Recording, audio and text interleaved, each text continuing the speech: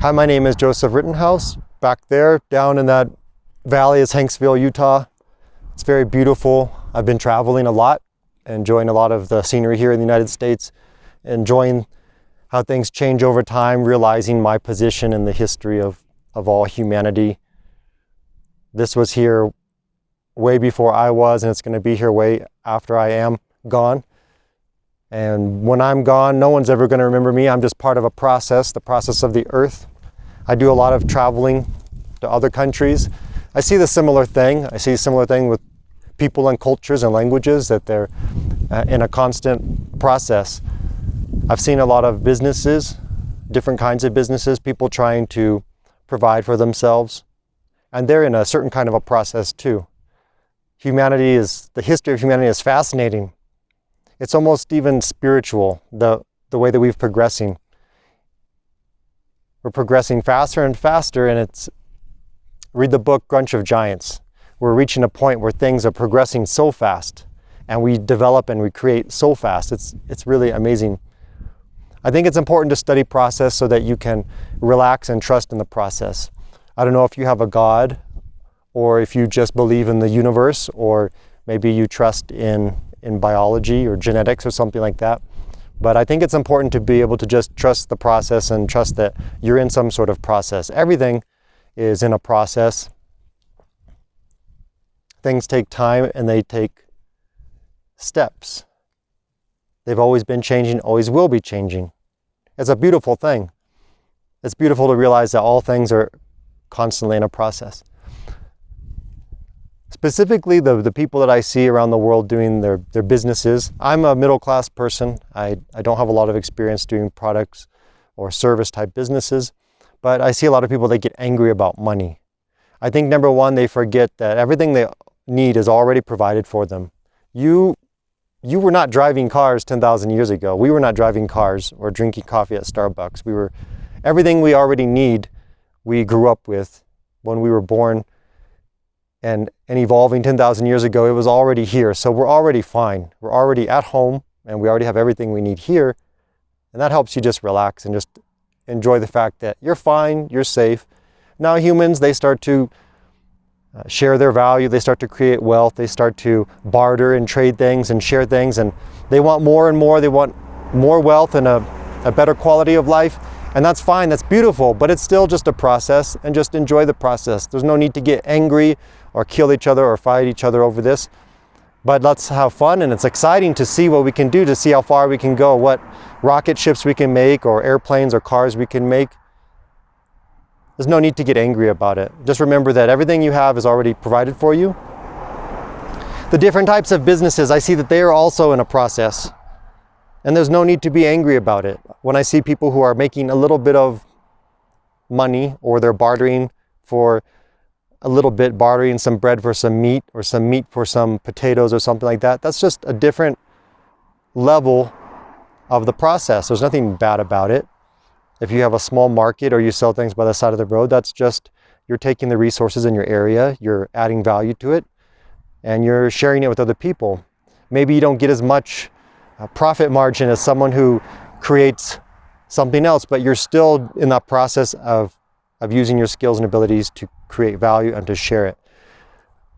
As I drive around, I see all the little cities, the small cities, and then you see the cities getting bigger and bigger, the more complex. Nothing good or bad about it. They're just systems, they're processes. Some cities are more simple. And the reason why I love the small cities anywhere in the world is because I get to see the beginnings of what's going to turn into a big city in 100 or 200 years from now. And it's nothing that I say is bad. I never say the little city is so bad and underdeveloped. I just say it's developed, it's developing. And when I see a big city, I don't say it's complete. I just say it's a more developed and developing city, or it's a different type of city. So you go to a small city, I was just in a couple of them here in Utah, and they're so cool. They don't even have name brand places like Walmarts and Starbucks. I wanted to get some coffee and Wi-Fi so I could sit down and read and go online and things like that. Or I wanted to get some cheaper stuff. Well, when you go to a smaller town, there is no Walmart and there's no Starbucks. You see people bringing in coffee from the city over, and maybe they don't have Wi-Fi. It's not as put together as say, for example, a Starbucks. It's in the process. These people are using their resources and their skills to say, let me get some groceries from over there, let me get some coffee from over here and make my own little coffee shop right here for people who pass through our small little town. It's a cool thing because you can see that it's not put together. Maybe the people don't have an education or they don't have an experience in that type of business, but they're trying to put things together and they're learning. It'd be better, of course, if they could learn from a mentor, or learn from someone who's already had a coffee shop or a market before, but they're just putting their coffee shop together. They're putting their little local town market together. And I love to go in there because, things aren't put out perfectly. Maybe they're not marketed perfectly, or the prices are a little bit too high. Maybe every once in a while you find something locally that's really cheap, that's even better than the big famous stores, but it's a process. And then you go to mid-sized towns and now you got one famous coffee place, one coffee shop, one cafe. And then you get to the bigger town and then there's a Walmart, and you don't only have Starbucks, but you have a Dunkin' Donuts as well. It's just a beautiful process. And you got to get in that process somewhere. You don't need to get bitter about it or angry about it. I got in the process in a middle-class family. My family standard of living has been improving with each generation. I'm sure life was much more difficult for my family 100 and 200 years ago, but they've been working on it, getting their education and getting their experience and handing it off to the next generation. Each generation's wealth was there's more and more wealth, more and more comfortable, more and more education and opportunity with each generation. I have more opportunity and education than the generation before me, and I'm going to pass it off to my children and grandchildren, and they're going to live even more comfortable lives that have even more opportunity, have a lot more fun in their life. So in my history, my personal story is I woke up, I came to this planet, I'm in a middle-class family with certain opportunities, certain chances to do things, and that's where I started, and I got my education. We didn't know how to do business. We didn't know how to do service business or product businesses, but I'm just thankful for the earth. I already have everything that I already need, really, but it's nice to be born into a middle-class family. Can you become very wealthy, successful, and accomplish a lot from the lowest levels of socioeconomics? Of course. We live in such a great time right now that there's very mobility, socioeconomic mobility. You can start anywhere on the level and go anywhere else. So that's why this time is such a great time in human history, because everything you need is right in front of you. And we have the people that were born before us to thank for that, for making books available everywhere, printing press and internet and automobiles and telephones. Now you can start anywhere and work your way up. So I'm starting my way in the middle class, and I'm still learning. I'm still in the process. I'm trying to learn what does value mean? What does wealth mean? How do you become like one of these people who are making a lot of things happen? They just use their mind and they organize people and resources, and they make these big companies, and they make these cool, big, complex products like cars or airplanes. That's just a process, and I want to learn more about it. I don't hate wealthy people. I root for successful people because I want to learn from them, and I want to be like them, and I want to learn how to make more and do more for society. And then people who have less than me, if there's something I can share with them, books or knowledge or experience, I'm more than happy to do that. And I don't look down on people who have less than me. I don't know if it's my family, the way that they taught me, or maybe the God or the universe that created me just gave me a disposition that is just very thankful all the time. So you could give me everything or take everything from me, and I'd still be happy, because I'm just happy about this stuff. So people, sometimes they might say I don't look too religious. I don't look too spiritual. I don't pray or do mantras or chant. But actually my whole life is just a big prayer, because I'm just happy for all the things that I already have. And I realize that I'm part of this, I'm part of that. And the human knowledge, human experience is also in a process, and just enjoy that process. No need to be angry about it. It's actually a pretty cool process. And if you can go and find people who are more experienced and have more knowledge than you, you can use your body more completely, and maybe you have some skills and knowledge that you can share with other people. But first you got to start reading, and you got to start asking questions, and then you can start to produce more for other people. From Utah, I'll talk to you later. Behind me is the Grand Teton mountain range. I drive to a lot of small cities. I spend a lot of time in Walmart parking lots. You can park your car there or your RV, and you can sleep in the parking lot 24 hours a day, all the food and drink you want, any car repair materials that you need, also free Wi-Fi. So I love Walmarts. I look for them in particular throughout the country when I'm looking for a place to sleep. It's interesting to see Walmarts, the impact that they have on communities. I like to talk about them because they are like they're a little small version of the world. They have everything you need inside of them, and everyone from every culture, race, and religion goes there. So I like to see what happens when you put a Walmart in every little city. Yesterday I was in a Walmart that was in a small city. It was Idaho Falls, and the Walmart was just starting to catch on. There was not that many people there. Then I was at a super Walmart, super center that was in another town a little bit more far south in Provo, Utah. And that thing was packed. Tons of people buying all the things that they need. So you put this thing called a Walmart inside of a small town. They probably decide when to put in a Walmart super center when they think they're going to make enough revenue to cover the expenses and things like that, probably. So first, a town has Sally's Bakery, it has Trevor's Tractor Repair, it has Keith's Farm and Dairy. They all do the best they can based on their family's experience, the history of their family doing this business for so many years, and they do an okay job. If you grow up in this city, you go get a job with Keith or at Sally's Bakery or at Trevor's Dairy Farm, and you'll make a little bit of money, you'll get a little bit of experience, and that's good. Maybe when you get enough experience, you'll move out of town, or you'll continue to do your own version of that business in your own small town. Now here comes this thing called a Walmart Supercenter. Now remember, this is going back to the idea of the process of not only nature, but the process of human wealth and human value going out, intermingling with the other humans, being interdependent, working together, and the process of economic wealth growing.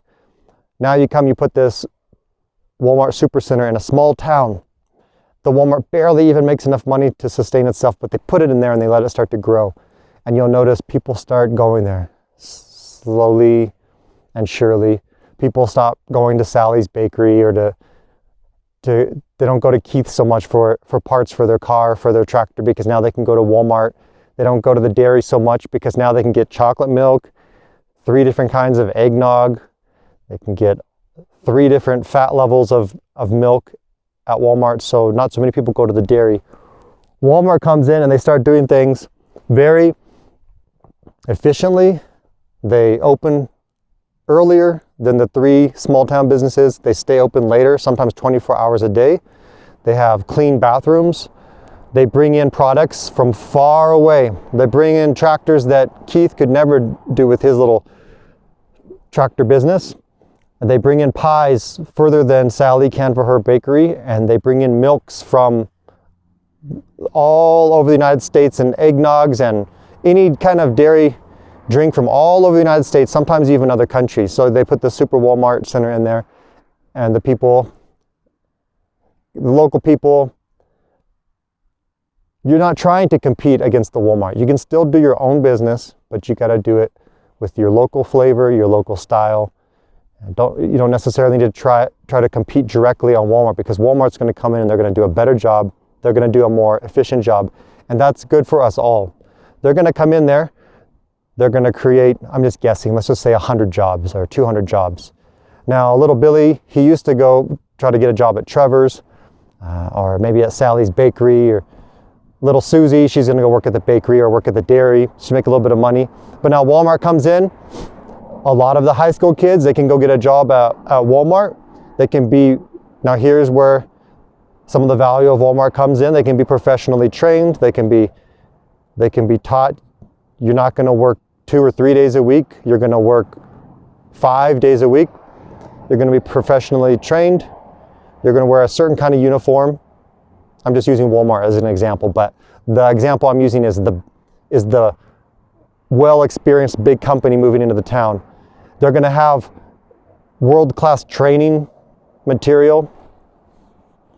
They're going to have people coming to your town that are from other Walmarts in other states, people who have world-class experience, and they come to train. Again, it's just an example. I'm just using Walmart as an example. Just use the whole big business coming to a small town example.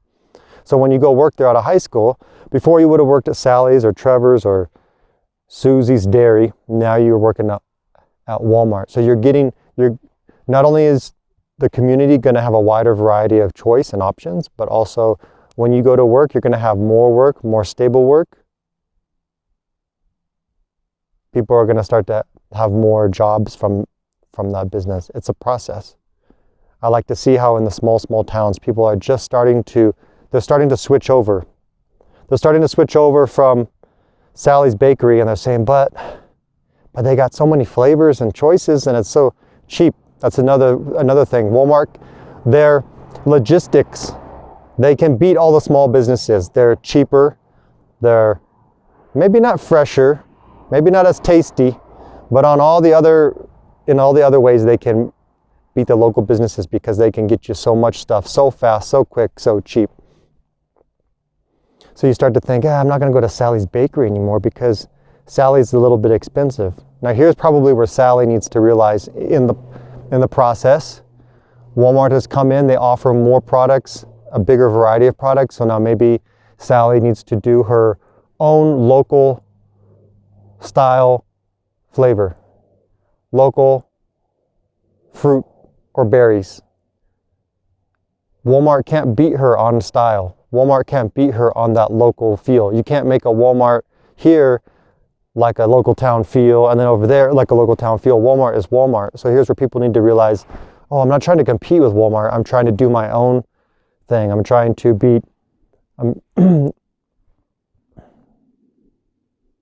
competition with authenticity. Just be myself. That's from Naval Ravikant. People don't want to do this. They want to fight Walmart. I can't sell my old pies. I can't sell my old milk like I used to. It's like, well, now you need to do it differently. Now you can't just sit back for decades and decades and expect your family to do the same thing. Now, a little side note here. My family, we've never made products. We've never done the service business. My business is real estate. But I've just noticed this from traveling, going through all the little cities, the medium-sized cities, the big cities, and watching what happens when bigger companies start to come in. The Burger King start to come in, the Starbucks start to come in. Same thing with Starbucks. Here in Jackson, Wyoming, they don't even have a full Starbucks. They're just putting a little piece of a Starbucks into the local supermarket. So you can still get Starbucks, but they're not going to put the full value of Starbucks into the city and make a whole building just for Starbucks. When Starbucks comes in, they're going to start to have newer, different kinds of training, world-class training. They're going to bring outside products from around the world, people to come teach and train from Starbucks all around the country. Knowledge, experience is going to start to pour into the city. People like me who are traveling, we're going to be looking on our Google Maps, and I'm going to say, there's a Starbucks in here now. I wasn't going to stop before. Now I can stop because I can stay here. I can start to dish out the $4 for the coffee. I can go to the Walmart. I can buy my water. I can buy a salad. I can buy some potato salad. I can buy that thing for my car. So by the Walmarts and the Starbucks coming into the cities, they just change change what you got to do if you're already working in that city. Maybe instead of fighting Walmart, you try to work with Walmart. Maybe you try to put your local style flavor products on Walmart shelves and say, hey, we're a local business. We do our local thing better than anyone else. And even Walmart, you can't do it as good as us. We want to put our products on your shelves. Just think differently. Instead of trying to fight Walmart, work with Walmart. Or you know what, maybe let's put the whole American dream, I got to do it my way, it's got to be all me idea on the shelf. Maybe what we can do is it's going to hurt a little bit. We could close down our family business because we couldn't compete. But now maybe I should go get a job at, let's just say, for example, Walmart or Starbucks. You know, I can't compete with them, so I'm gonna go work with them. I still know my area. I know my farm community. I know my dairy. I know my local fruits and berries better than Walmart. But I gotta make money. I gotta pay the bills. So I can go somewhere else to get the money, to get the capital, and I'm gonna come back. And this time, we're not gonna try to fight Walmart. We're gonna try to do our own thing. And people like me, again, not only do I go to I'll stop at your town looking for a Starbucks. I need a place to study. I need Wi-Fi. I need a clean bathroom. And I need a Walmart so I can buy a salad and my potato salad and some water to drink while I'm driving.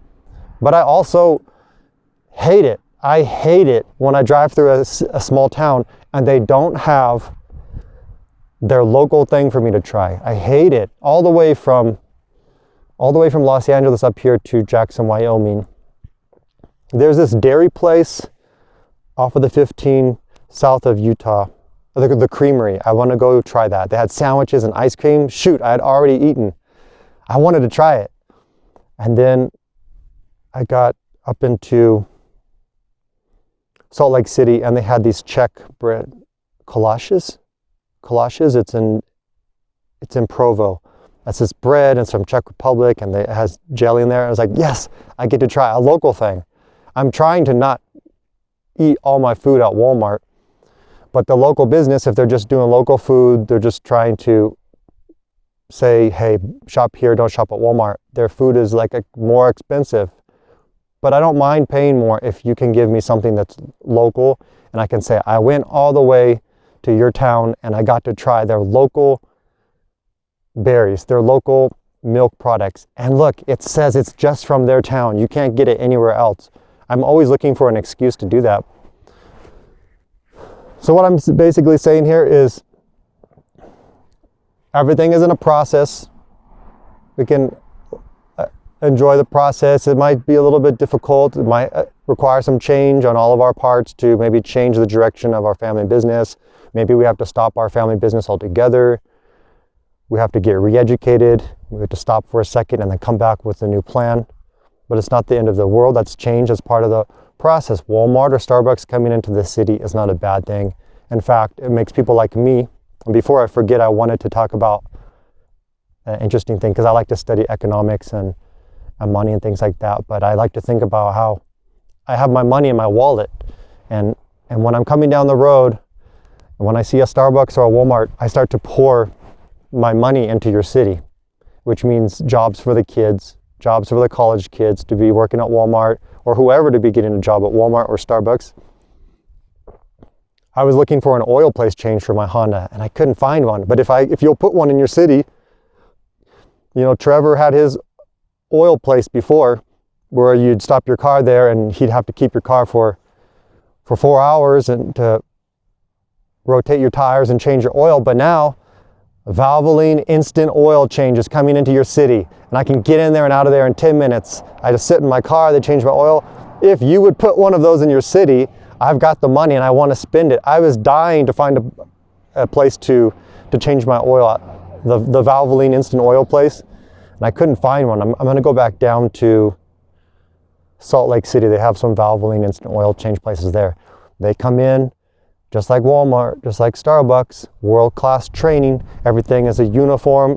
We have safety training. It's done quickly, it's done efficiently. We have pictures and websites and pictures on Google Maps and ratings and things like that. And Trevor's old local oil change place, it's time for him to change up his game. I don't mind going to the local oil change place if there's some pictures and I feel like I'm pouring my money into the local community. In fact, I like doing that. It's just a way of saying, you know, I could go to the Walmart and buy some pies, but I would like to go to the local place and get a selfie with the pie and talk about it and say, oh, I've never tasted a pie like this before. I like to tell the story. I like to say, did you know, everyone, looking at my pictures, that this berry, it's only found here? Or did you know that this bread, or the sweets, only the American Indians make this? So I'm always looking for an excuse to also go to a local business. As part of the process, you got the natural process. Things are in constant change. Then you have the wealth process of people. We're learning, we're getting experience, we're putting our capital together, we're building businesses. Those businesses are becoming efficient and effective, and they start to go out. They start to go out into the different small towns and cities. Don't need to fight them. Work with them or work at them until you save your money and you can do your own local thing. And then when you do your own local thing, put it online so that people like me, I'd be more than willing to come spend my money there. And then your town can start to, the wealth of your city can start to grow. Better training, better job opportunities, more stability. Your social programs, your old people are more taken care of and have things to do, and your young people have job opportunities. They're not leaving and going to the town over that does have a Walmart or a Starbucks or a Valvoline instant oil change. From the Grand Teton mountain range, I will talk to you later.